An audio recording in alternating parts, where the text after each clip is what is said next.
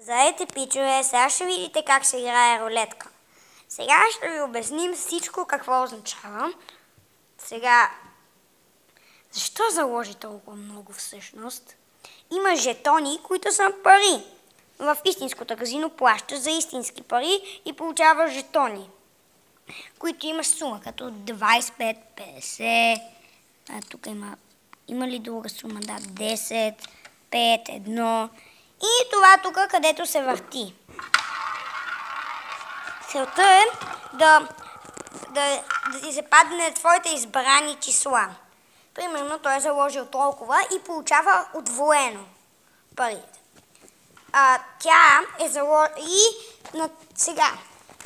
Трябва да обясним първо, че може да не сте разбрали, че това трябва всички червени числа, ако ти се падне, примерно тук червено число, печелиш удвоено. Тук пък черно, ако ти се падне, пак получаваш удвоено. Четно число удвоено, това нечетно удвоено. Това е такова числата от 1 до 18, ако ти се паднат, получаваш пак удвоено, а тук от 19 надолу получаваш пак удвоено. И това са всички удвоени неща. Сега ще ви покажа, които не са удвоени, а са отроени. Така, ако заложиш на ето това поле, тези 12, тези 12 или на тези 12, получаваш отроено. Това е за най-отдолу, това е за посредата, а това е за най-отгоре. Сега, и другата страна е същото. А пък тук залагаш целия ред, няма значение кой цвят е, или кое квадратче, целият този ред, отгоре до долу, което пак са 12, получаваш отроеното. И тук същото, и тук пак същото, когато сложиш. Сега, той брат ми е заложил така много. В момента не знам какво да кажа. И сега ще обясня нататък как може. Може ли за малко един жетон да ви покажа?